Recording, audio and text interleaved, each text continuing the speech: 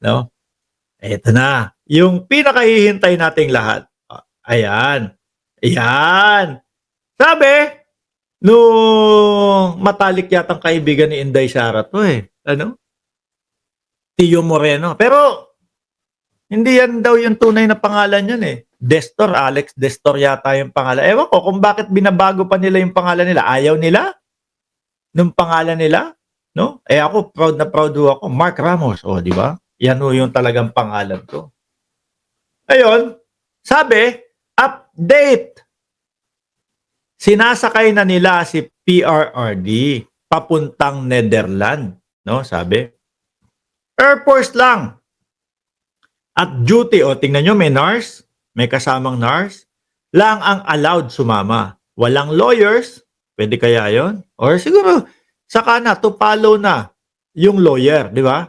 Pagka yung syempre kapag kadating doon, dating Pangulo, ito po yung tutulugan nyo, magpahinga na muna po kayo.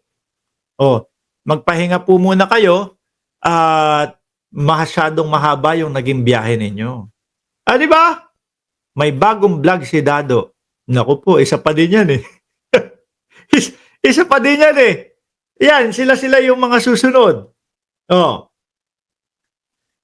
Sinakay na nila si PRRD papuntang Netherlands, Air Force lang, at duty na nurse lang ang allowed sumama. No lawyers, no family members. O siguro, kailangan na nilang gumastos. May pamasahe naman sila papunta So ngayon, gaano po kasigurado to mga bossing? Eto. Papakita namin sa inyo ho, mga boss. Ayan oh.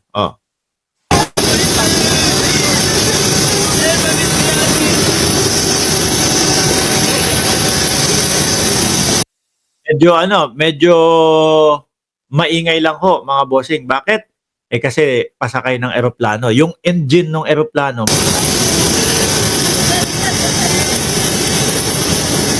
Yan na.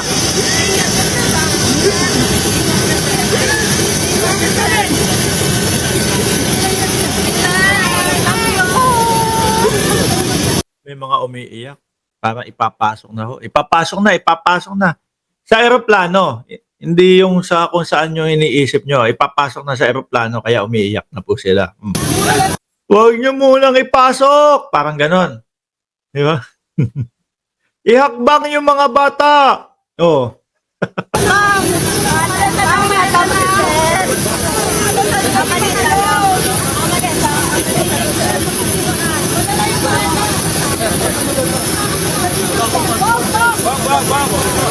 Alam lang yun.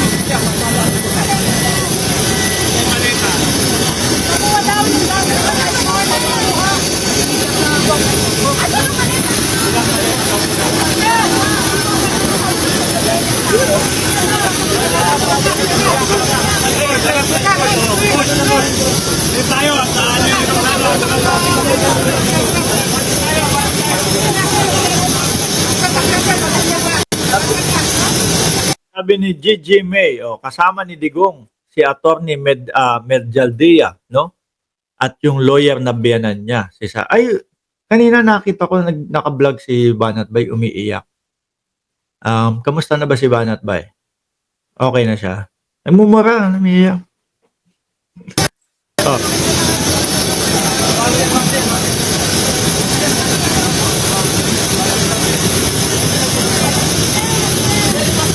Mga tao. Para Yes. Okay na. Ito yung gamit. Double. Hindi yan, hindi! Ibalik! Di ba yan, simula umaga kasama na ni Digong yan? Simula umaga kasama na ni Digong yan. Di ba? Huwag niyo munang isara! Di ba ganun yung sigaw? Kapag yung isasara na yung eroplano tapos yung kamag-anak mo papunta ng ibang bansa o yung mahal mo sa buhay, huwag niyo munang isara! Gusto ko pa siyang makita. Di ba ganun yung sinisigaw?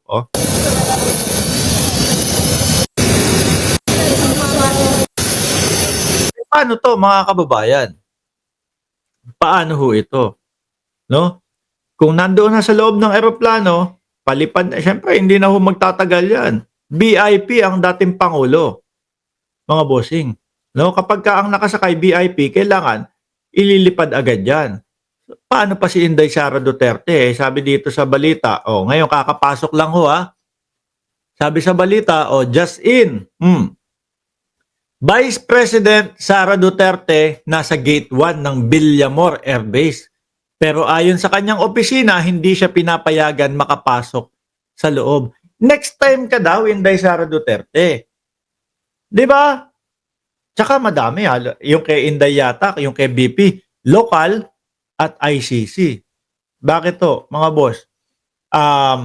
Kung maaalala nyo yung sinabi ni dating Senador Trillanes, first batch, dating Pangulong Duterte, which is eto na nga po, nangyari na. 'Di ba? Sabi ni Mary Ann, wag siyang magmadali.